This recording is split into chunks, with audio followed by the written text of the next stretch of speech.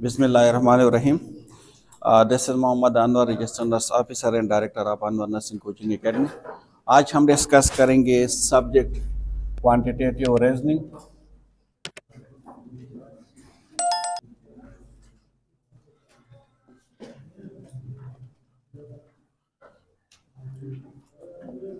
Unit number क्या है? 16। सही है। और this is the last unit 16। इसमें आज हम क्या डिस्कस करेंगे? इसमें जी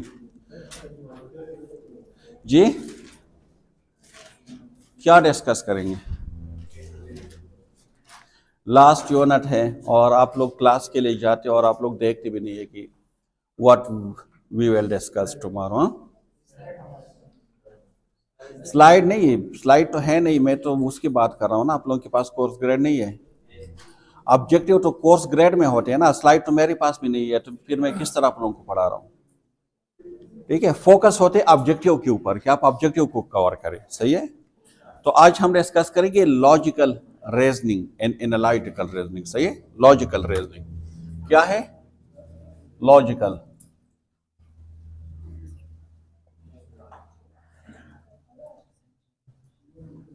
लॉजिकल रीजनिंग को आज हम डिस्कस करेंगे। सही है। अच्छा, मुझे आप लोगों से एक क्वेश्चन पूछना है। सही है। और आप लोगों ने इसकी आंसर देने हैं। एक नहीं, 2-3 क्वेश्चन पूछेंगे। सही है। सबसे पहले कोई ऐसे स्टूडेंट्स है जो इस लकीर को छोटा करे विद आउट टचिंग? जी आप कर सकते हो। जी खड़े हो जाए, जो कर सकते हो वो खड़े हो जाए। जो नहीं करेगा, गलत करेगा, वो जितनी भी क्लास में जितनी भी स्टूडेंट्स है सबको बिरयानी फिर के लाएगा। सही है। कोई और जो इस लकीर को छोटा करेगा लेकिन विदाउट टचिंग, टच नहीं करेगा, हाथ से टच नहीं करेगा। Hands, I am asking about the hand. जी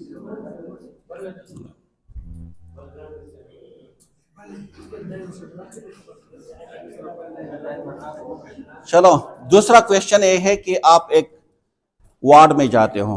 ठीक है, आप एक वार्ड में जाते हो, वहां पे एक पेशेंट है, कोई भी पेशेंट है। सही है। फॉर एग्जांपल आप एक रूम में जाते हो, आपके पास एक रूम है, रूम नंबर 102। सही है। वहां पे एक पेशेंट है, पेशेंट का नाम है जी, ये तलहा कौन है जो सबको बहुत ज्यादा पसंद है? हाँ, तलहा। सही है। तलहा जो है ही इज 72 ईयर ओल्ड है। सही है। और ये पोस्ट ऑफ सर्जरी पेशेंट है। सही है। पोस्ट ऑफ पेशेंट है, मतलब इसकी सर्जरी हो चुकी है। सही है। आपने जब उसकी ऑब्जर्वेशन की ना, आपकी जो ऑब्जर्वेशन है, योर ऑब्जर्वेशन, आपने जब इसकी ऑब्जर्वेशन की, सो योर ऑब्जर्वेशन आपने क्या फाउंड किया पता है? सबसे पहले आपने ये देखा कि ही इज लेथार्जिक। वो क्या है? लेथार्जिक है।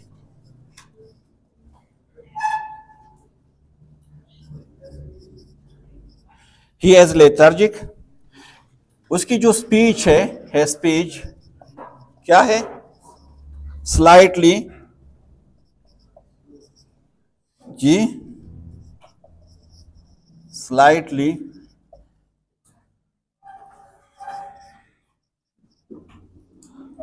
शॉर्ट स्पीच है। ठीक है। And he is confused, and he is confused.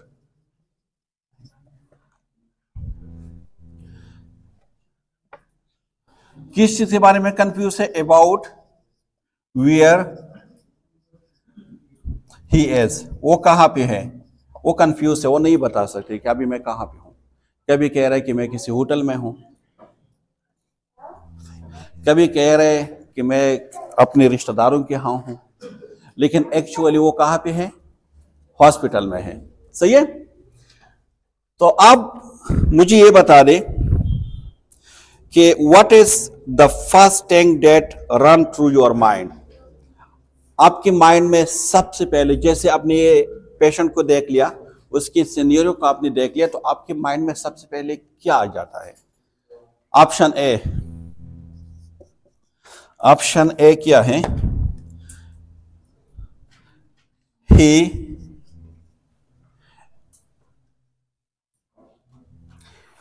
he has having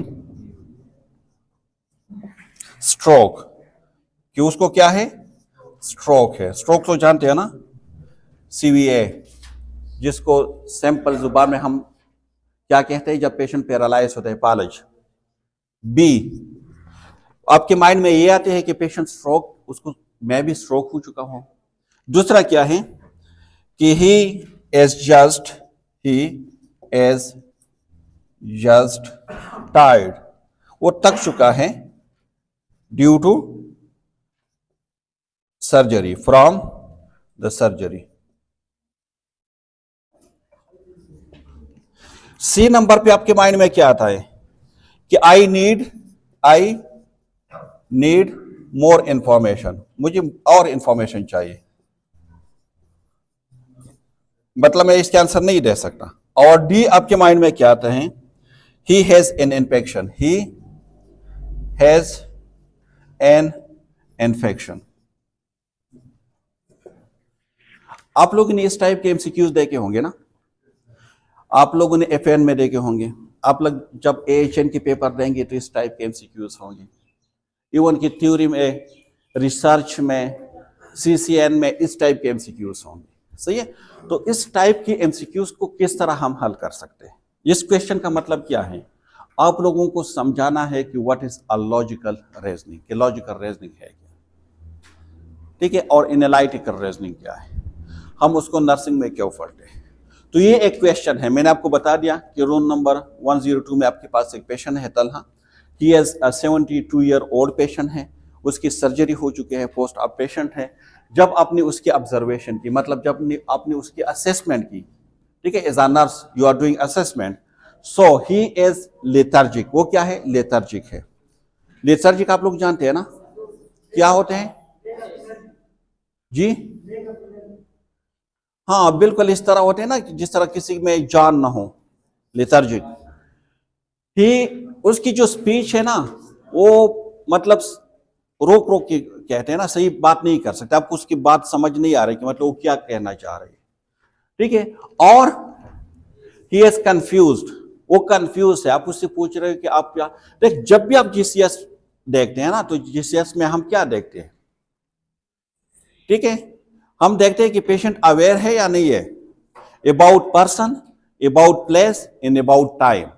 हम उससे पूछते हैं कि आप अभी कहाँ पे हो, so this is about place, कि उसको पता है कि मैं हॉस्पिटल में हूं या नहीं। हम पूछते हैं कि आपके सामने जो ये पर्सन खड़ा है या खड़े है, ये आपकी क्या लगते हैं, ठीक है। और फिर उससे हम पूछते हैं कि अभी क्या टाइम हो रहा है, मतलब दिन है या रात है। ऐसा नहीं है उसके पास वॉच नहीं है और फिर वो देखता रहे, ठीक है, दिन है या रात है इतना तो बता सकते हैं। वो कंफ्यूज है, नहीं बता सकते। अब इस जो मतलब आपके पास जो नॉलेज है, आपके पास जो इंफॉर्मेशन है, आपके पास जो डेटा, इसके बेस पे आपके माइंड में क्या जाता है कि वो स्ट्रोक की हो चुका है उसको, या नहीं उसकी सर्जरी हो चुकी है, तो ऑलरेडी वो इतना टायर्ड है कि मतलब वो बस, और या नहीं, इस इंफॉर्मेशन की बेस पे आप कोई डायग्नोज नहीं बना सकते, आपको और भी इंफॉर्मेशन चाहिए, या आप कह रहे कि उसको इन्फेक्शन हो सकता है। क्या है? देख, आपने यहां भी यूज करना है लॉजिकल रीजनिंग को। लॉजिकल रीजनिंग है क्या? लॉजिकल रीजनिंग क्या है?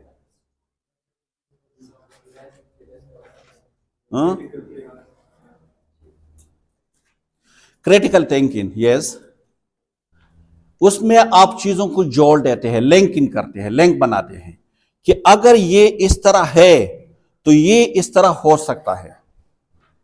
हम एक लिंक बनाते हैं ना, हम क्या बनाते हैं, एक लिंक बनाते हैं। लॉजिकल रीजनिंग में जब भी आप नर्सिंग डायग्नोज बनाते हैं ना, नर्सिंग डायग्नोज, तो आप लॉजिकल रीजनिंग की बेस पे बनाते हैं ना, कि आपके पास कोई ना कोई मतलब आप एक लिंक बनाते हो कि इस चीज की वजह से ये हो सकता है, तो इसकी वजह से ये हो सकता है। ठीक है, फॉर एग्जांपल आप कह सकते हैं कि अगर कोई स्मोकिंग कर रही है तो स्मोकिंग की वजह से उसको लंग कैंसर हो सकते हैं। ठीक है, आप उसके साथ लिंक कर रहे हो, so this is a logical reasoning उसको कहते हैं, लिंकिंग। ठीक है, तो सबसे पहले आप उसमें से इंफॉर्मेशन निकालें। इंफॉर्मेशन क्या है? सबसे पहले है कि पेशेंट क्या है, लेथर्जिक है। फिर क्या है, स्लाइटली शॉर्ट स्पीच है। फिर क्या है, कंफ्यूज्ड है। अब फिर लिंक करें कि ये जो साइन सिम्टम है ना, ये जो 3 साइन सिम्टम यहां पे डिस्कस हुई है, ये तीनों साइन सिम्टम किस डिजीज के हो सकते हैं, आप लिंक करें। तो आप देख, यहां पे हमेशा जब भी हम एमसीक्यूज हल करते हैं तो on the basis of elimination method, देख ये इंफॉर्मेशन एनफ है, इतनी इंफॉर्मेशन काफी है, तो ये ऑप्शन तो आप खत्म कर दें कि नहीं मुझे मोर इंफॉर्मेशन चाहिए। क्या वो सारी बुक्स आपको दे दी, बस इतनी इंफॉर्मेशन तो काफी है। फिर क्या है कि वो थक चुका है, ये तो कोई सेंस नहीं है कि मतलब वो थक चुका है तो वो ना आपसे बात कर सकता है और ना मतलब वो कंफ्यूज क्यों है, बाकी तो छोड़े, सही है। अब ये दो हो सकते हैं, स्ट्रोक भी हो सकते हैं और इन्फेक्शन भी हो सकते हैं। क्यों? हम वो बना रहे हैं ना, लिंक बना रही है। देख पेशेंट की क्या हुई है, सर्जरी, सर्जरी हो चुके है ना, तो सर्जरी की एक कॉम्प्लिकेशन ये भी है कि उसको इन्फेक्शन हो सकते हैं, हाई रिस्क फॉर इन्फेक्शन हो सकते या नहीं हो सकते। तो अगर हम इसकी लिंक बना दें इसके साथ, तो हाँ ये तो है, बिल्कुल ठीक है, उसको इन्फेक्शन हो सकते हैं। ठीक है, अगर हम लेथर्जिक भी कर लेना, हाँ ये भी कुछ ना कुछ ठीक है, ये भी साइन उसमें आ सकते हैं। लेकिन ये जो बाकी साइन है ना, ये इन्फेक्शन में इतने कॉमन नहीं है। ठीक है, ये इन्फेक्शन में इतने कॉमन नहीं है। अब हम लिंक बना रहे हैं स्ट्रोक के साथ। स्ट्रोक में पेशेंट लेथर्जिक होते या नहीं होते, होते हैं ना, तो मतलब ये इसके साथ इसके लिंक बनते हैं कि हाँ बिल्कुल पेशेंट जो है लेथर्जिक है। ये जो है ना स्पीच वाला, ये तो सबसे मोस्ट कॉमन और most accurate sign for the stroke, तो ये भी है। ठीक है, और तीसरा जिसके थ्रू हम डायग्नोस करते हैं वो है कंफ्यूजन, के पेशेंट जीसीएस ड्रॉप होंगे, तो वो कंफ्यूजन भी उसमें हो सकते हैं। ठीक है, तो आप देख सबसे ज्यादा लिंक किस चीज के साथ बन रहे हैं, स्ट्रोक के साथ। सो प्रोबेबली के पेशेंट को क्या है, स्ट्रोक है। अब इस स्ट्रोक के बेस पे हम आगे जाएंगे, पेशेंट को हम एडवाइस करेंगे क्या, सीटी स्कैन और वगैरह। तो इसको कहते हैं लॉजिकल रीजनिंग। जब भी आप कोई काम करते हो ना नर्सिंग में, तो आप जब नर्सिंग डायग्नोज बनाते हैं ना, हम कहते हैं कि द पेशेंट इज क्या है, इनएबिलिटी टू स्लीप। ठीक है, related to disease process is evidence by the patient statement. ये हम बनाते हैं ना, हम बनाते हैं कि पेशेंट जो है वो फ्लूइड डेफिसिट के साथ है, हम बनाते हैं कि पेशेंट जो है एंजाइटी के साथ है। किस बेस पे आप नर्सिंग डायग्नोज बनाते हैं, लॉजिकल रीजनिंग की बेस पे। तो समझ में आ गई लॉजिकल रीजनिंग क्या है, जिसमें आप क्रिटिकल थिंकिंग करते हैं। ठीक है, और उस क्रिटिकल थिंकिंग की बेस पे आप क्या बना देते हो, लिंकिंग करते हैं, आप लिंक बना देते हैं। सही है, क्लियर या नहीं?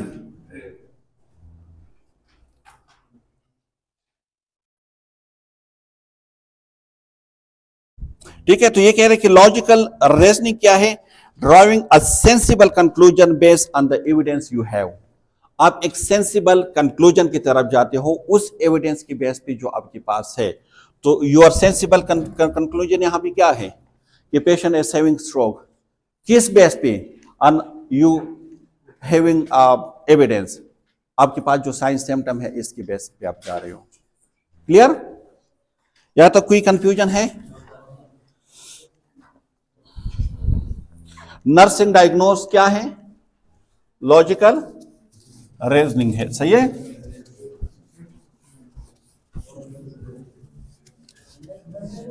जी नहीं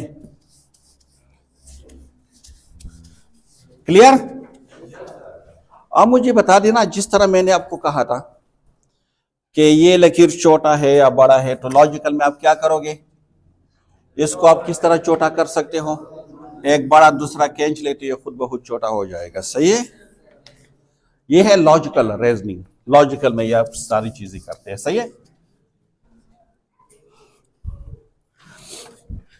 देख, एक और एग्जांपल हम इसके ले सकते हैं। कोई और एग्जांपल आप मुझे बता दें। नर्सिंग प्रोसेस, एनसीपी आप लोगों ने पढ़े होंगे मेरे ख्याल में, जिसमें असेसमेंट है, डायग्नोस है, प्लानिंग है, इम्प्लीमेंटेशन है, इवैल्यूएशन है। ये किस बेस पे आप करते हैं? लॉजिकल रीजनिंग के बेस पे। इस बेस पे हम करते हैं ना, कि मतलब ये है। फॉर एग्जांपल मैं इसके एक और एग्जांपल में आपको बता देता हूं लॉजिकल रीजनिंग में, कि अगर एक पेशेंट है, ठीक है, एक पेशेंट है और उसको फॉर एग्जांपल हार्ट फेलर है। क्या है? Heart failure. तो हार्ट फेलर की वजह से पेशेंट जो है वो फ्लूइड रिटेंशन में भी होगा, उसको पल्मोनरी एडिमा भी हो सकते हैं, उसकी वजह से डेस्निया होगा, एसओबी शॉर्टनेस ऑफ ब्रीथ होगी, उसको स्वेटिंग हो सकते हैं, उसको चेस्ट पेन हो सकते हैं। ठीक है? तो जब भी ये साइन सिम्टम होंगे ना, ये साइन सिम्टम होंगे, तो आप उसको लिंक करोगे हार्ट फेलर के साथ, कि उसको हार्ट फेलर तो नहीं है। हमारे पास अक्सर पेशेंट आते हैं इमरजेंसी डिपार्टमेंट में, ठीक है, वो किस कंप्लेन के साथ? Chest pain. क्या होते हैं उसको? चेस्ट पेन होते हैं उसको। सही है? अब जब चेस्ट पेन होते हैं ना, तो और चेस्ट पेन, वोमिटिंग, नोजिया की भी कंप्लेन करते हैं। सही है? स्वेटिंग भी होते हैं उससे बहुत ज्यादा, शॉर्टनेस ऑफ ब्रीथ भी होते हैं उसको। तो हम उसको लिंक करते हैं लॉजिकल रीजनिंग के थ्रू। ये क्या है? असेसमेंट है। सबसे पहले आप क्या करोगे? आप असेस करोगे द पेशेंट। वोवल को आप लोग पता है वोवल कौन कौन से हैं? ए, ई, आई, ओ, यू। बस ये याद रखें, लॉजिकल रीजनिंग के लिए याद रखें। सबसे पहले आपने क्या करना है? आपने असेस करना है। जब भी आपके पास पेशेंट आ जाते हैं तो आप क्या करते हो? उसको असेस करते हो। पेशेंट को आपने असेस कर दिया, पेशेंट को आप उसकी जो साइन सिम्टम है, कि फॉर एग्जांपल उसको चेस्ट पेन है, ठीक है, क्या है? चेस्ट पेन है, उसको असेस, ठीक है, उसमें क्या है? चेस्ट पेन है, स्वेटिंग है, वोमिटिंग है, एसओबी है यानी शॉर्टनेस ऑफ ब्रीथ। सही है? आपने असेस कर दिया। इसके बाद क्या करना है आपने? ई क्या है जी? एविडेंस। ये क्या है? एविडेंस। अब एविडेंस क्या है इसके? क्या हो सकते हैं एविडेंस, या इवैल्यूएशन भी आप उसको कह सकते हैं।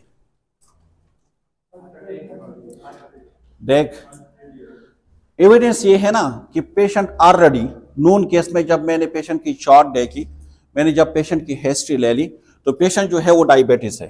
क्या है? डायबिटीज है। पेशेंट जो है वो ऑलरेडी HTN है, हाइपरटेंसिव है। ठीक है? पेशेंट की जो फैमिली है ना, पेशेंट फैमिली, उसमें ऑलरेडी हार्ट की पेशेंट है। क्या है? हार्ट की पेशेंट है। तो ये देख, ये लिंक हो रहे है ना। आप जैसे आपने ये साइन सिम्टम देख ली ना, तो ये तो आपको कुछ ना कुछ क्लू दे रही है कि पेशेंट को क्या हो सकते हैं। लॉजिकल रीजनिंग के थ्रू उसको MI हो सकते हैं, लेकिन कंफर्म तो नहीं है ना। हो सकता है उसको लंग्स प्रॉब्लम, हो सकता है उसको उसने एक्सपायरेट किया हो कुछ चीजें। लेकिन जब आपने उसकी एविडेंस भी देखने हैं, ई भी देखने हैं, एविडेंस में क्या है कि पेशेंट की पहले से पेशेंट को कोई ऐसी प्रॉब्लम तो नहीं है जो इसको और भी स्ट्रॉन्ग कर रहे हैं। मुझे और भी एविडेंस चाहिए ना। जब भी मैं डायग्नोज बनाऊंगा so on the base of evidence बनाऊंगा। मेरे पास एविडेंस चाहिए ना। मैं अपने आप से तो नहीं कह रहा है कि पेशेंट को MI है, या पेशेंट को लंग कैंसर है, या पेशेंट को मलेरिया है। एविडेंस चाहिए। ठीक है? तो सबसे पहले मैंने जब देखा तो पेशेंट डायबिटीज है। डायबिटीज ये सबसे ज्यादा रिस्क फैक्टर है फॉर द हार्ट अटैक। ठीक है? HTN, हाइपरटेंसिव, ये भी एक रिस्क फैक्टर है। पेशेंट जो है उसकी फैमिली हिस्ट्री भी है, ठीक है, हार्ट की, तो ये जेनेटिक भी उसकी पॉजिटिव है। तो दिस इज एविडेंस। इसके बाद फिर क्या है? आई, आई का मतलब क्या है? इन्वेस्टिगेट। क्या करना है? आई का मतलब क्या है? इन्वेस्टिगेट। इन्वेस्टिगेट क्या करना है? अपने लिंक करना है कि देख, जो डायबिटीज है ना, डायबिटीज और HTN, इन दोनों को अगर देखा जाए ना, इन दोनों को, ठीक है, और पेशेंट की हिस्ट्री, उसको आप लिंक करें इन साइन सिम्टम के साथ, ये भी है, ये भी है, ये भी है, तो इन दोनों की वजह से क्या हो सकते हैं? पेशेंट किस तरफ जा रही है? हार्ट की तरफ, कि मतलब उसके हार्ट इशू है। सही है? इसके लिए फिर आप इन्वेस्टिगेट करें। इन्वेस्टिगेट किस तरह कर सकते हैं? और भी चाहिए मुझे कुछ एविडेंस। अब इसकी ECG कर ले। क्या कर ले? ECG कर ले। इसके आप ट्रोपाई कर ले, या और भी टेस्ट है। ईको अगर फैसिलिटीज है तो आप इसकी ईको भी कर सकते हैं। सो इन्वेस्टिगेट कर ले, मजीद इन्वेस्टिगेट कर ले। सही है? तो सबसे पहले आपने असेस कर लिया, साइन सिम्टम आपके पास आ गई, फिर आपने एविडेंस और भी ढूंढी, उसकी हिस्ट्री, पास्ट हिस्ट्री, और फिर आपने इन्वेस्टिगेट कर दिया, लेबोरेटरी टेस्ट आपने करवा दी, ECG आपने करवा दी, चेस्ट एक्सरे आपने करवा दी, ठीक है। So this is called investigate. इसके बाद क्या है जी? आउटकम। इसके बाद क्या करना है? आउटकम। आउटकम क्या है? इसको क्या हो सकते हैं? MI, माइकार्डियल इन्फार्क्शन हो सकते हैं, MI। ये क्या है? आउटकम है। On the base of assessment, evidence, investigate, ठीक है। और फिर इसके लिए आप क्या करोगे? एक्ट करोगे। क्या करोगे? एक्ट, ठीक है। आउटकम OU इसमें आ जाते हैं, ठीक है। एक्ट क्या है? आप उसको अकॉर्डिंग टू जो डिजीज है आप नर्सिंग इंटरवेंशन कर लें, आप उसको मेडिसिन दे दें, आप पेशेंट को ट्रीट करें। सही है? तो ये क्या है?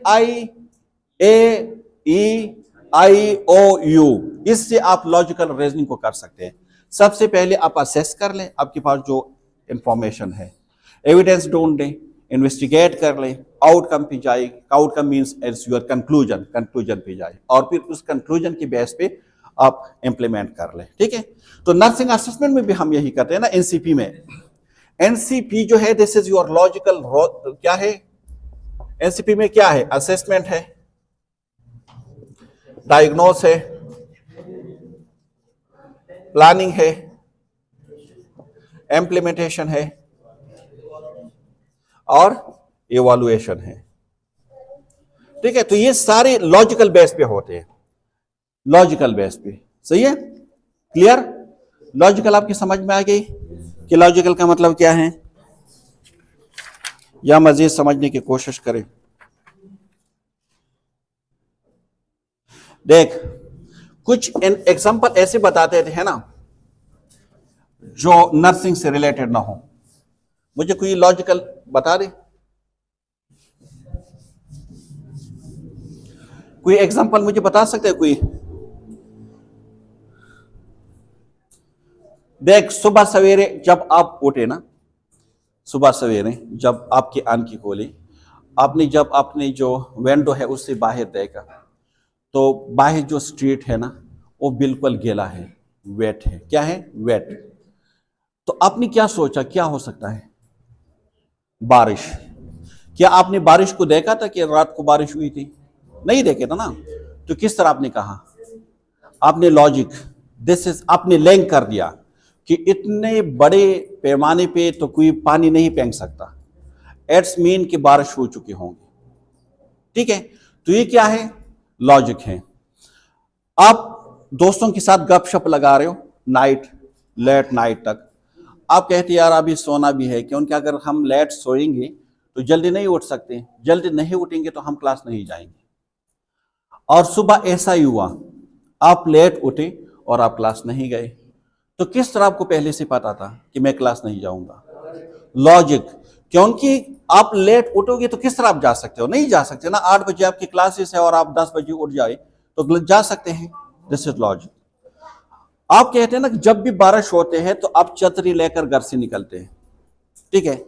अब जैसे आप छतरी को लेकर घर से निकलोगे तो मैं कहूंगा कि बारिश हो रही है। क्यों? क्योंकि एक लिंक बना रहा हो ना, ये लॉजिक है। अब बारिश नहीं हो रही तो आप छतरी को लेकर कहां भी जाओगे? आजकल तो खैर लोग धूप में भी लेकर जाते हैं, ठीक है, लेकिन उसकी भी एक लॉजिक है। तो आप जो भी काम करोगे नर्सिंग में तो उसकी भी बिहाइंड एक लॉजिक होगी। आप पेशेंट की कोट स्पंजिस कर रहे हो, क्यों कर रहे हो? एक लॉजिक होगी, ठीक है, उसकी एक लॉजिक है ना। ऐसा तो नहीं है कि मतलब आप कर रहे हो। सही है, समझ में आ गई बात? एक है एनालिटिकल रीजनिंग। एनालिटिकल में हम क्या करते हैं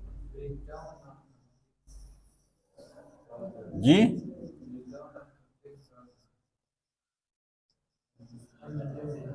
यस, हम क्या करते हैं, break down and smaller part. एक बिग इशू है, इसको डिडक्टिव मेथड कहते हैं। क्या कहते हैं? ये एमसीक्यूज में आ सकते हैं, deductive deductive method. Deductive method क्या होते हैं? एक होते हैं इंडक्टिव और एक होता है डिडक्टिव। इंडक्टिव में जो होते हैं ना, inductive, deductive mean, D mean decrease, D mean decrease. एक जनरल कॉन्सेप्ट है, उससे आप डिक्रीज कर करके एक स्पेसिफिक की तरफ आ रहे हो, तो दिस इज कॉल्ड डिडक्टिव। आप देख, हम हेड टू टू असेसमेंट करते हैं ना, हेड टू टू असेसमेंट आप लोग आगे उसमें पढ़ोगे असेसमेंट में, हम कहते हैं हेड टू टू असेसमेंट।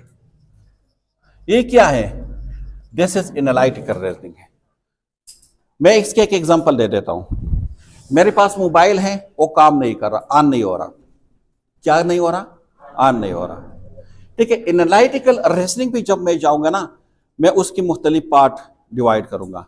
क्या हो सकता है कि ऑन करने का जो बटन है उसमें कोई खराबी हो सकता है कि जो स्क्रीन है वो डेड हो चुका हो सकता है कि उसकी बैटरी जो है वो डेड हो चुके हो, ठीक है। तो मैंने एक मोबाइल को स्मॉलर पार्ट में डिवाइड कर दिया, ठीक है। अब मैं एक एक पार्ट को क्या करूंगा, डीपली एनालाइज करूंगा। सबसे पहले मैं देखूंगा कि उसका स्क्रीन ठीक है या नहीं है, बटन ठीक है या नहीं है। सारी ठीक है तो ऑटोमेटिकली देन मैं ये कंक्लूजन की तरफ जाऊंगा कि उसकी बैटरी खराब है। तो इसको कहते हैं एनालिटिकल। एनालिटिकल में आप चीजों को जनरल से लेकर स्पेसिफिक की तरफ जाते हैं, जनरल से स्पेसिफिक। फॉर एग्जांपल, मैंने आपको एक एग्जांपल दी थी ना कि एक जनरल कॉन्सेप्ट ये है, एक जनरल फिनोमिना ये है कि जब भी पेशेंट हार्ट फेलर के साथ होगा वो क्या करते हैं, फ्लूइड रिटेंशन करते हैं, फ्लूइड रिटेंशन हो जाते हैं। अब एक पेशेंट है, इडीमा भी है उसको, एसओबी भी है उसको, ठीक है, और फ्लूइड रिटेंशन भी है, तो मैं स्पेसिफिक की तरफ जाऊंगा ना। ये तो जनरल वो है। जब भी कोई पेशेंट हमारे पास आ जाते हैं और मैं उसकी जैसे देख लेता हूं, उसके जो प्रिस्क्रिप्शन होते हैं या जो भी उसके ऊपर डायग्नोस है कि patient has a heart failure, automatically मेरे माइंड में ये चीज आएंगी कि उसको एसओबी हो सकते हैं, उसको फ्लूइड रिटेंशन हो सकते हैं, उसको एडिमा हो सकते हैं। सही है, क्यों? क्योंकि मैंने डिवाइड कर दिया उसकी कि हार्ट फेलर में ये चीजें हो सकते हैं। सही है। और लॉजिक में उल्टा है कि इन चीजों की वजह से हार्ट फेलर हो सकते हैं। समझ में आ गई ना? आप मुख्तलिफ चीजों को मिला के एक डायग्नोस की तरफ जाते हैं, तो उसको कहते हैं लॉजिकल रीजनिंग। और एक डायग्नोस को आप स्मॉलर पार्ट में डिवाइड करके उसको मजीद एनालाइज करते हैं, उसको कहते हैं एनालिटिकल। क्लियर? एनालिटिकल में आप एक बड़ी इशू को, बड़ी चीज को आप स्मॉलर पार्ट में डिवाइड करोगे, एक एक पार्ट को आप फिर क्या करोगे, एनालाइज करोगे। और लॉजिकल में आप मुख्तलिफ पार्टों को कंबाइन करके एक कंक्लूजन की तरफ जाओगे। सही है? क्लियर? देख, हेड टू टू असेसमेंट में हम क्या करते हैं, हेड से स्टार्ट करते हैं और टू तक असेसमेंट करते हैं। सही, एक एक पार्ट को अलग अलग एनालाइज करते हैं। सही है, तो इसको कहते हैं एनालिटिकल रीजनिंग। क्लियर? अब प्रैक्टिकल लाइफ में आ जाते हैं। किस चीज में? ये तो सिर्फ ओवरव्यू था, प्रैक्टिकल लाइफ में अभी हम आ जाते हैं। मुख्तलिफ होते हैं। आप लोगों ने अगर कभी कमीशन के टेस्ट देने का मौका अगर आप लोगों को मिल जाए तो आप लोग इसको देख लेंगे। अगर आप में से एफएससी के बाद कोई आर्मी के लिए जो लॉन्ग पीएम है और वो टेस्ट जो होते हैं अगर किसी ने दी है तो उसमें वो सारे क्वेश्चन आपको मिल जाएंगे, वो सारे क्वेश्चन उसमें होते हैं, ठीक है। अगर किसी ने कैट के एग्जाम जब आप लोग देंगे, आजकल एमएसएन के लिए भी है, तो जनरल गेट और वो जो डिफरेंट टाइप के आते हैं उसमें एनालिटिकल रीजनिंग के होते हैं। इवन कि केएमयू की जो एमएसएन के एग्जाम होते हैं उसमें भी एनालिटिकल रीजनिंग के क्वेश्चन आते हैं, ठीक है। आप लोगों ने ये सुना होगा मुख्तलिफ लेंथ होते हैं ना, आप लोगों ने ये सुना होगा कि जो ए है, A is greater than B and B is greater than C. So what is the relations between A and C, ठीक है, ए एंड सी। अब मुख्तलिफ है, A is equal to C, A option ये है, A is less than C, B option ये है, and C option है A is not equal to C, और डी ऑप्शन है A is greater than C, ठीक है। तो देख आपका आंसर क्या है कि डी, कि ए इज ग्रेटर देन सी। क्यों? ए और सी के बीच तो कोई रिलेशन है नहीं। इसमें किसी ने रिलेशन बताई है आपको? नहीं बताई है ना। किस बेस पे आप कह रहे हो? लॉजिकल। और वो लॉजिक क्या है कि जब ए बी से बड़ा है और बी सी से बड़ा है, तो जब बी सी से बड़ा है और ए बी से बड़ा है तो क्या ए सी से बड़ा नहीं होगा? तो ये क्या है? लॉजिक है। आप जो है ना लॉजिक की बेस पे बता रहे हो, हालांकि उसने तो आपको नहीं दिया है ना, ठीक है। फॉर एग्जांपल एक और एमसीक्यूज में नंबर पजल के नाम आप लोगों ने सुना, क्या होते हैं नंबर पजल? ये क्या होते हैं? फॉर एग्जांपल एक नंबर है 2, 4, 8, 16, यहां पे एक नंबर मिसिंग है। वो नंबर क्या, नेक्स्ट नंबर क्या होनी चाहिए? क्यों जी? इसको कहते हैं नंबर पजल, ठीक है। आपने वो पैटर्न देखना है, सीक्वेंस देखना है, क्या है। देख आप इसको देख, 2 को पहले 2 है ना, फिर इस 2 को मल्टीप्लाई किया है 2 के साथ तो क्या है 4, इस 4 को मल्टीप्लाई किया है 2 के साथ तो 8, इस 8 को मल्टीप्लाई किया है 2 के साथ तो 16, इस 16 को जब मल्टीप्लाई करोगे 2 के साथ तो इट विल बी 32। तो ईच नंबर जो है you will multiply by 2। Clear? इसी तरह कभी कभार आ जाते हैं आप लोग, फॉर एग्जांपल किसी पेशेंट की आप ब्लड प्रेशर चेक कर रहे हो, आपने 4 रीडिंग ली, 4 रीडिंग, पहला रीडिंग जो है 190/100 है, फिर है 180/90, 170/80, 160/70। अब मुझे बता दे नेक्स्ट रीडिंग क्या होगी? 150/60। किस तरह आपने कहा? लॉजिक देख, जो सिस्टोलिक है वो कितने कम हो रही है, पहले आपने देखना है कि आया जो नंबरिंग है वो कम हो रही है या ज्यादा हो रही है। तो ये कम हो रही है या ज्यादा हो रही है? तो सिस्टोलिक कम हो रही है। कितने कम हो रही है? तो एक सीक्वेंस ही जा रही है या नहीं जा रही है? तो 10 कम हो रही है, तो नेक्स्ट भी आप 10 कम करोगे। डायस्टोलिक इंक्रीज हो रही है या डिक्रीज हो रही है? कितनी डिक्रीज हो रही है? तो एट द एंड आप इसको डिक्रीज करोगे। क्लियर? तो ये क्या है? ये लॉजिक है, सही है। कभी कभार इस टाइप के क्वेश्चन आते हैं, देखिए आप लोगों के पेपर में आएंगे, सही। एनालिटिकल और रीजनिंग जो है ये बहुत मुश्किल क्वेश्चन होते हैं। ये तो मैं बहुत इजी आपको बता रहा हूं ना, आपकी कॉन्सेप्ट बना रहा हूं।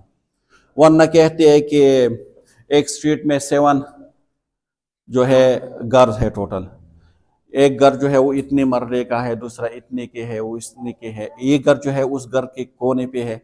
तो ठीक है, जब आप उसको निकालोगे भी ना तो आप कंफ्यूज हो जाओगे, इतने मुश्किल क्वेश्चन होते हैं। चलो एक क्वेश्चन है, ज्योमेट्रिकल फिगर में हम उसमें यूज करते हैं, सही है। जो एनालिटिकल और लॉजिकल रीजनिंग है उसमें हम ज्योमेट्रिकल फिगर भी यूज करते हैं।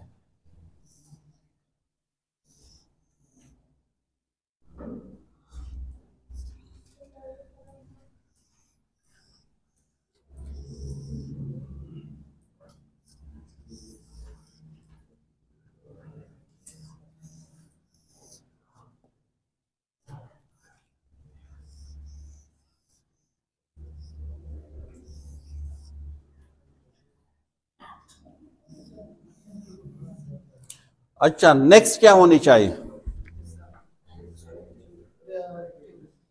जी? इसके बाद नेक्स्ट क्या होगा?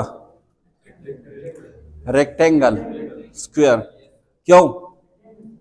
क्यों?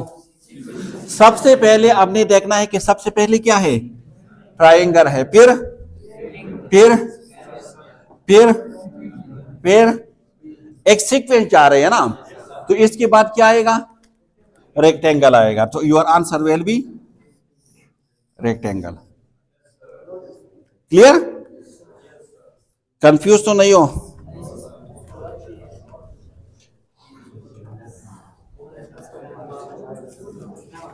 जी। अच्छा, मुझे बता दें, एक और प्रॉब्लम है, एक और प्रॉब्लम सॉल्व करते हैं।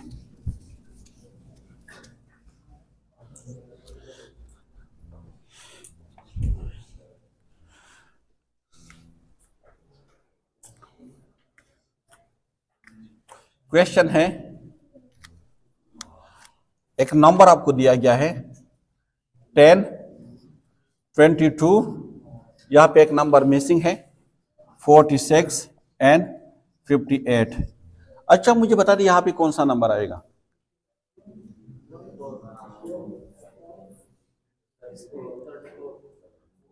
हाँ,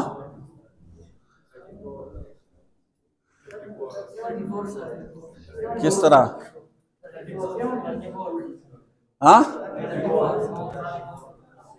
देख, सबसे पहले आपने ये देखना है कि नंबर इंक्रीज हो रहे या डिक्रीज हो रहे। तो ये इंक्रीज हो रहे या डिक्रीज? इंक्रीज हो रहे हैं ना, तो एक काम करते हैं, जो इंक्रीज हो रहे हैं उसे डिक्रीज आप माइनस कर दें। 22 से आप माइनस कर दें 10, तो it will be equal to 12। और एक काम करते हैं, 58 माइनस 46, तो it will be equal to 12। तो इसका मतलब है कि कितना इंक्रीज हो रहा है? यहां ये एक साइड पे भी 12 है और दूसरी साइड पे भी 12 है। तो हम क्या करेंगे? 22 प्लस 12, तो हमारे पास क्या जाएंगे? 34। So your answer is 34। ठीक है। नेक्स्ट क्वेश्चन जो मैं पूछ रहा हूं, ये मुझे फीमेल बताएंगे, सही है? क्योंकि आप सारे बता रहे हैं, ये नहीं बता रहे।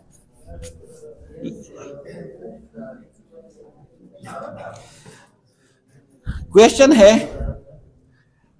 आसान क्वेश्चन है यार। A C E G, next question, next letter will be G. आप बताएं। ये है ए C E G, next letter क्या आनी चाहिए? आई। क्यों? क्यों? लॉजिक बताना है, because we are studying logical reasoning.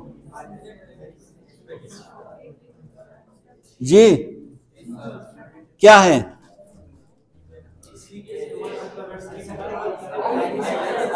देख, ए की बात क्या है? बी, फिर फिर फिर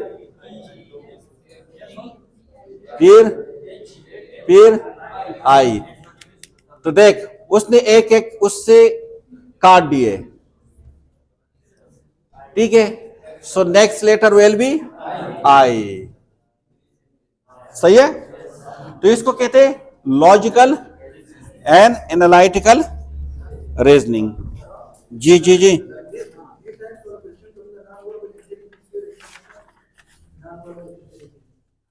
क्या? किस तरह नॉन वर्बल? ये वर्बल नहीं है। जी देख देख बिल्कुल देख, लॉजिकल रीजनिंग ये नहीं है कि 100%। एक तो आप एक लिंक बना रहे हो ना, ठीक है, लेकिन मोस्ट जो लिंक आप बना रहे, हमने वावल की बात की ना, आपके पास एविडेंस होंगे, ऑन द बेस आप एविडेंस आप बना रहे हो। ऐसा नहीं है कि जैसे पेशेंट एंटर हो जाते हैं और वो कहते, फॉर एग्जांपल मैं आपको एक स्टेटमेंट बता देता हूं, आप मुझे बताएंगे कि ये लॉजिकल रीजनिंग इसमें कौन सा गलत है, ठीक है। आपकी क्वेश्चन पे मैं एक बता देता हूं आपको। 3 स्टेटमेंट मैं दे रहा हूं, 3 statement. My first statement is that कि पेशेंट इज हैविंग, पेशेंट की जो टेम्परेचर है, टेम्परेचर वो है 102 फ़ारेनहाइट। पेशेंट है, उसकी टेम्परेचर कितना है? 102 फ़ारेनहाइट है। दूसरा स्टेटमेंट है कि पेशेंट शेवरिंग, क्या कह रहे हैं? शेवरिंग है। शेवरिंग तो जानते हैं ना, ठीक है। और मेरा तीसरा स्टेटमेंट है कि पेशेंट कलर जो है वो रेड है, पेशेंट वार्म है, ठीक है। और बस, उसमें से कौन सा स्टेटमेंट गलत है? या सारे ठीक है? क्लिनिकल स्टेटमेंट है। थर्ड नंबर क्यों?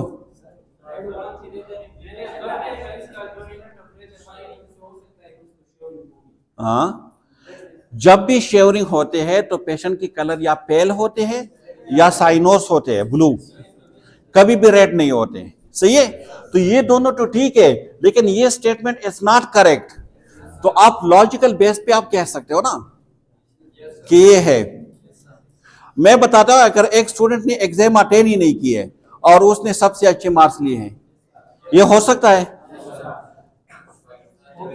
ठीक है। अगर हो भी सकता है तो क्या ये लॉजिकल है? अक्सर हम कहते हैं ना, यार आप किस तरह बेहुदा बातें करते हो, ये तो कॉमन सेंस भी नहीं। ये जब कॉमन सेंस की हम बात करते हैं कि हम ये नहीं मानते लोग, तो इसको कहते हैं ये लॉजिकल नहीं है। हम कहते हैं ना कि आपकी बात में कोई लॉजिक है नहीं, हम कहते हैं ना लोगों से। एक डेली रूटीन पे भी हम लॉजिकल चीजों को बहुत ज्यादा यूज करते हैं, बहुत ज्यादा। मैं इसका एक एग्जांपल दे देता हूं। मैं क्लास से निकल रहा हूं, मैंने देखा कि क्लास में जो है बाकी सारे लोग जा चुके हैं और सिर्फ सईद रहमान यहाँ पे हैं, ठीक है। मैं क्लास, उससे पहले मैं क्लास से निकल गया। मेरा जो मार्कर है वो यहाँ पे मैंने रखा हुआ था। जैसे थोड़ी देर बाद मुझे याद आया कि मेरे मार्कर तो मेरे पास है नहीं। मैंने कहा ये तो मैंने क्लास में रखा हुआ था। मैं जैसे आ जाता हूँ क्लास में मार्कर नहीं है, ठीक है। अब क्लास में कितने लोग हैं? 50 लोग हैं, लेकिन मैं क्या कह रहा हूं कि ये मार्कर किसने उठाई होगी? सईद रहमान ने। क्यों? किसी और को मैं क्यों नहीं कह रहा? क्योंकि क्लास में वही मौजूद था ना। तो लॉजिक ये कह रही है कि जो क्लास में मौजूद था वो उठाकर लेकर गया होगा, ठीक है। तो दिस इज कॉल्ड लॉजिक। हम जो भी डिसीजन अक्सर लेते हैं ना, on the base of logic हम लेते हैं ना। हम एक लिंक बनाते हैं। वो लिंक क्या है कि जब मैं निकल रहा था तो यहाँ पे वो बैठा हुआ था, जब वो बैठा हुआ था तो जब वो निकल रहा होगा तो उसने देखा होगा कि मार्कर पड़ा है तो उसने अपने साथ लेकर गया होगा। तो ये हम एक लिंक बना रही है। तो दिस इज लॉजिकल, ठीक है। जब तक आप में लॉजिकल रीजनिंग की एबिलिटी नहीं है तो आप एक अच्छा नर्सिंग डायग्नोज नहीं बना सकते। जब नर्सिंग डायग्नोज नहीं बना सकते तो आप अच्छा नर्सिंग इंटरवेंशन नहीं दे सकते, सही है। So as a nurse, as a good nurse, आपके पास लॉजिकल एनालिटिकल रीजनिंग की स्केल होनी चाहिए, सही। फॉर एग्जांपल, इसका एक एग्जांपल मैं आपको और बता देता हूं।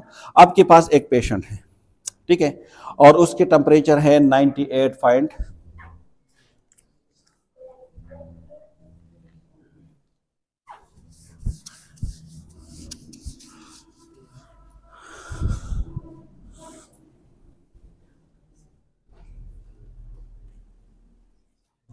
ठीक है, 98.6 उसकी टेम्परेचर है। जब आपने उसकी फ़ारेनहाइट, जब आपने उसकी दूसरी रेटिंग ले ली तो 99 फ़ारेनहाइट। जब तीसरी रेटिंग आपने ले ली तो 99.4 फ़ारेनहाइट। अब मुझे बता दें, जो नेक्स्ट एक्सपेक्टेड रीडिंग है वो क्या होनी चाहिए? 99.8। क्यों?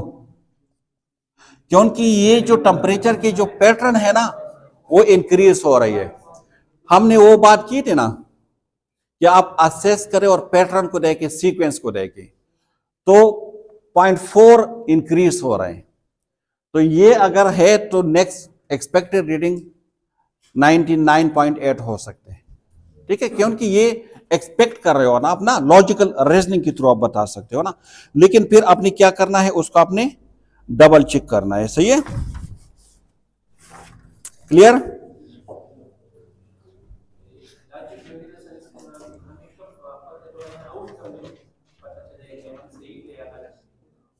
जी बिल्कुल, जब आप इवैल्यूएट करते हैं ना, जब आप इवैल्यूएट करते हैं, ठीक है, इवैल्यूएशन में फिर हमें पता चलता है, इन्वेस्टिगेशन में, डायग्नोज में, सही है, जब आप प्रॉपर एविडेंस, ए में तो आप असेस करते हो, आपके पास इंफॉर्मेशन आ जाती है, ई में आप लिंक करते हो उसकी प्रीवियस हिस्ट्री के साथ, आई में आप फिर उसको मजीद आप उसको क्या करना चाह रहे हो, करेक्शन की तरफ आप जा रहे हो, तो आप इन्वेस्टिगेट कर रहे हो।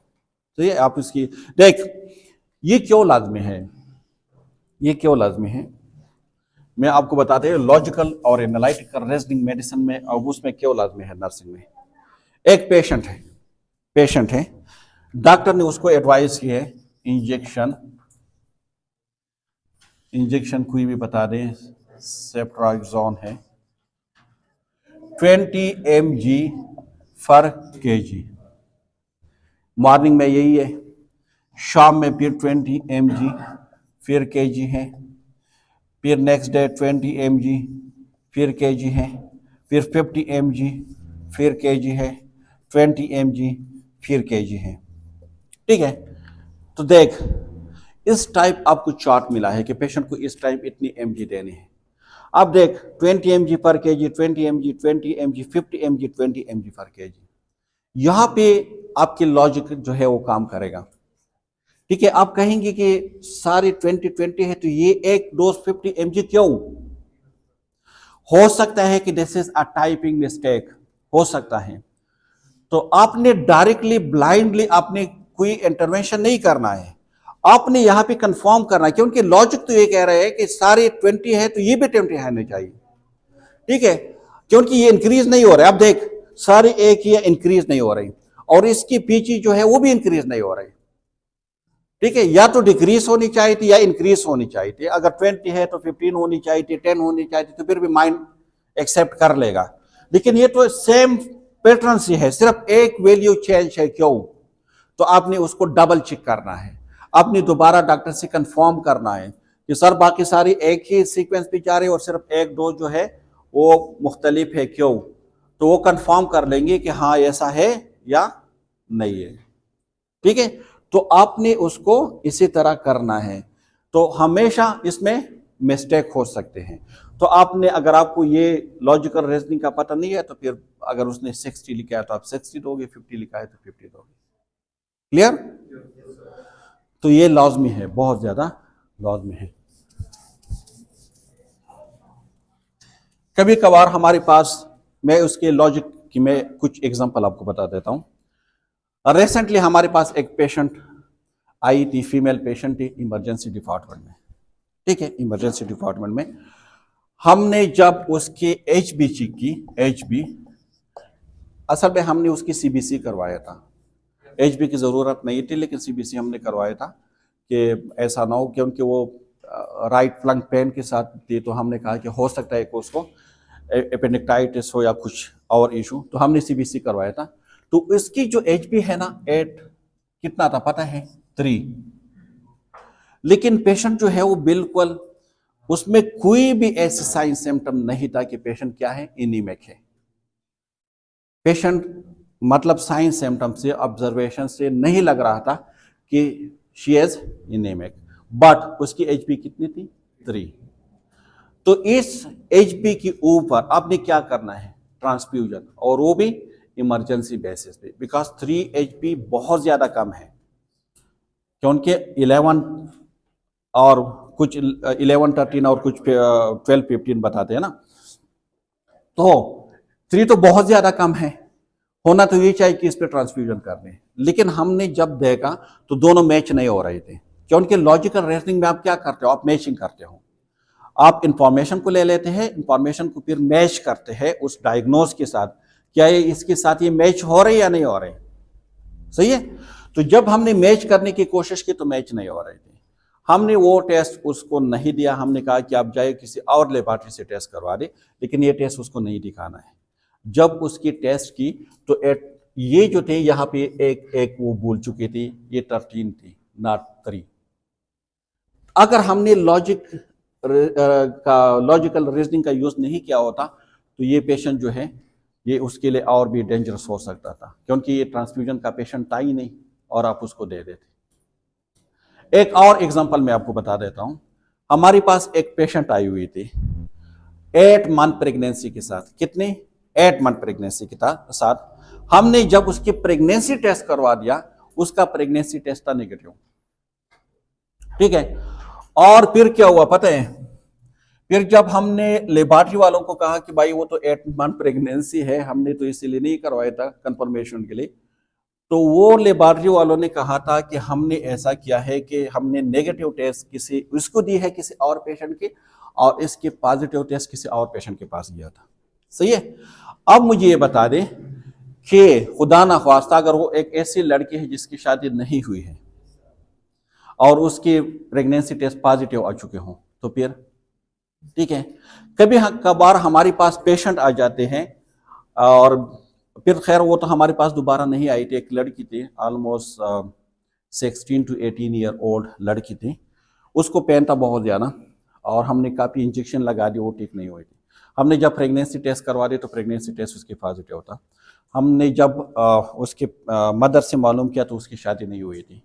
तो फिर तो वो लोग चले गए, वापस नहीं आए कि मतलब क्या रीज़न थे, ये टेस्ट गलत था या वाकई कुछ हो चुका था, ठीक है। तो ये लॉजिकल है। जब भी हम पेशेंट से हिस्ट्री भी लेते हैं ना तो हम लॉजिक की यूज़ करते हैं। हम पहले पेशेंट से क्या पूछते हैं कि आपकी शादी हो चुकी है या नहीं। क्यों? क्योंकि कुछ चीज़ें ऐसे हैं लॉजिकली जो शादी की बात हो सकते हैं, कुछ डिजीज हो सकते हैं, कुछ साइन सिम्टम हो सकते हैं, तो हम इसलिए उससे पूछते हैं। जब हम कोई मेडिसिन एडवाइस करते हैं ना किसी पेशेंट को, और फीमेल पेशेंट है, फीमेल नॉट मेल, तो हम उससे पूछते हैं कि उसकी शादी हुई है। क्यों? हम इसलिए नहीं पूछते कि हम बाद में उसके घर रिश्ता भेजेंगे, हम इसलिए पूछते हैं ताकि क्योंकि कुछ मेडिसिन ऐसे है जिसको आप प्रेगनेंसी में नहीं दे सकते, ठीक है। तो आपने लॉजिकल का यूज करना है, एक लिंक बनाना है कि अगर खुदा ना खास्ता ये फीमेल पेशेंट प्रेगनेंसी के साथ है और अब मैं उसको ये मेडिसिन दे दूं तो उसके या उसकी जो बेबी है उसको नुकसान पहुंच सकते हैं। तो दैट्स वाई हम उससे पूछते हैं, हम उससे हिस्ट्री लेते हैं, ठीक है। तो ये जब तक आप लॉजिकल रीजनिंग और एनालिटिकल रीजनिंग को नहीं पढ़ोगे आप सही हिस्ट्री में नहीं ले सकते, सही है। तो इट्स वेरी इंपॉर्टेंट कि आपको ये सारी चीजें याद। हॉस्पिटल साइड पे जितने भी एरर होते हैं मोस्ट ऑफ देम ये कि हम उसको लिंक नहीं करते। क्या नहीं करते? लिंक नहीं करते। इसलिए हमारे पास जितने भी एरर आते हैं मोस्टली इस वजह से आते हैं। अगर आप लिंक करें, आप पेशेंट की इन्वेस्टिगेशन और उसके साइन सिम्टम अगर सबको आप एक साथ लिंक करोगे कहीं भी आप मिस्टेक नहीं कर सकते। लेकिन हम लिंक नहीं करते। पेशेंट जो भी कहते हैं हम कहते हैं ठीक है। पेशेंट आ जाते हैं with the complain of high BP है। अरे आपको किस तरह पता है कि हाई बीपी है? हम चेक नहीं करते, डायरेक्ट हम उसको इंजेक्शन लगा देते हैं या हम उसको टेबलेट दे देते हैं। हो सकता है उसकी बीपी कम, ठीक है। हमारे पास एक पेशेंट एडमिट था, ठीक है, और आप यकीन करें उसकी बीपी जो है ना वो 230 220 इससे नीचे नहीं आ रहा था सिस्टोलिक ब्लड प्रेशर। हमने उसको 3 डोज लेबोटालोल दे चुके थे, नहीं आ रहा था नीचे। जब हमने दूसरे मॉनिटर से चेक की, आप यकीन करें कि उनके पेशेंट की जो साइन है ना वो ऐसे बता रहे थे कि मतलब पेशेंट हाइपो में जा रहे हैं, लेकिन स्टिल हमारे पास रीडिंग इतनी थी। हमने जब दूसरे मॉनिटर से चेक किया तो पेशेंट जो है वो ऑलमोस्ट हाइपो की तरफ जा चुका था। 80 और 40 इसका बीपी था, ठीक है। ये किस चीज का एरर था? मॉनिटर का एरर था, ठीक है। लेकिन हमने भी लॉजिकल रीजनिंग की यूज नहीं किया, हमने एनालिटिकल रीजनिंग को यूज नहीं किया कि मतलब क्यों कम नहीं हो रहा है। आप लिंक कर देते ना, कोई और मिस्टेक हो सकते हैं, कुछ और भी रीजन हो सकते हैं, सही है, कि इसकी वजह से। आप कभी कभार किसी पेशेंट को मेडिसिन दे देते वो ठीक नहीं होते, सही है, क्योंकि हम लॉजिकल रीजनिंग नहीं करते। तो जब भी आपके पास पेशेंट आ जाते हैं तो आपने इस लॉजिकल रीजनिंग को अपने माइंड में याद रखना है। सही है, एक पेशेंट है फॉर एग्जांपल आपके पास आ जाते हैं और बिल्कुल आप उसको मतलब आंध रिस्पॉन्सिव है, पेन से भी रिस्पॉन्ड नहीं रहता, स्पीच से भी रिस्पॉन्ड नहीं रहता, ठीक है, ऐसा लग रहा है जैसे उसकी डेथ हो चुकी हो, इस तरह है, ठीक है। तो आप क्या करोगे, क्या करोगे? पेशेंट आंध रिस्पॉन्सिव है, बिल्कुल उसकी रिस्पॉन्स पेशेंट की फैमिली आपको बता रही है, अब क्या करोगे जी? रिस्पॉन्स नहीं दे रहा ना, आंध रिस्पॉन्सिव है। देख कौन सी ऐसी कंडीशन है जिसमें पेशेंट बिल्कुल अनरिस्पॉन्सिव हो सकता है? जी,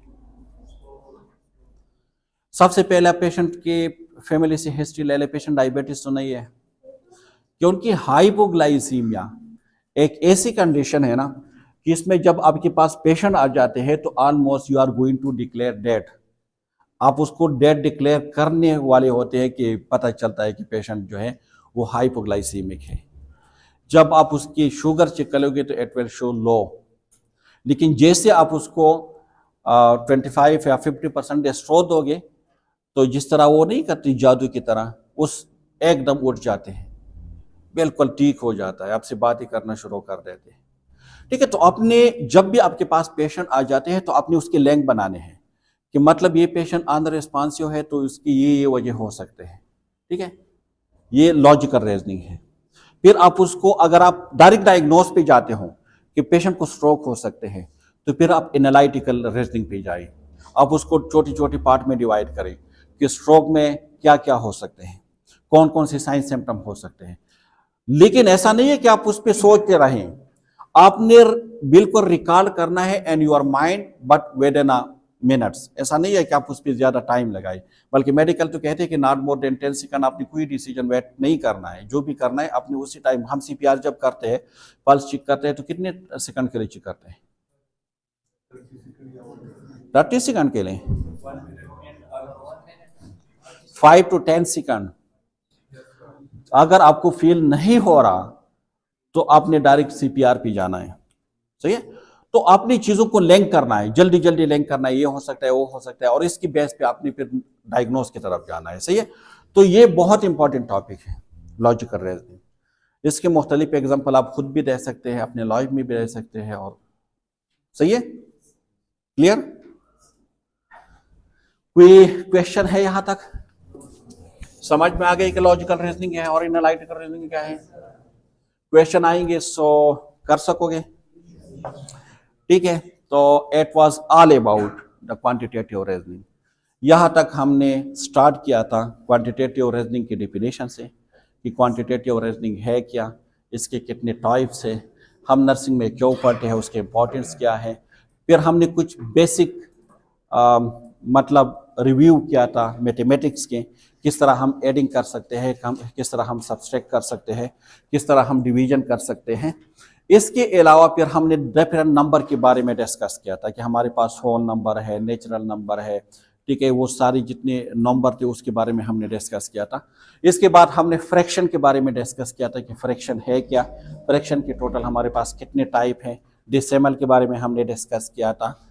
इसके अलावा हमने सेट ऑपरेशन के बारे में, वेन डायग्राम के बारे में, डिस्क्रिप्टिव स्टैटिस्टिक के बारे में हमने डिस्कस किया था।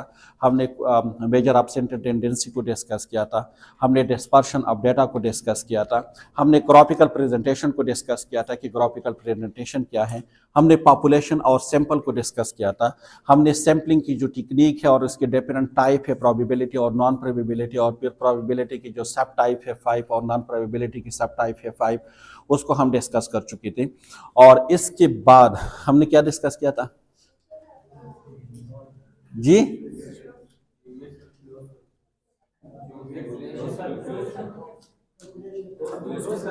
डोज कैलकुलेशन को हमने डिस्कस किया था।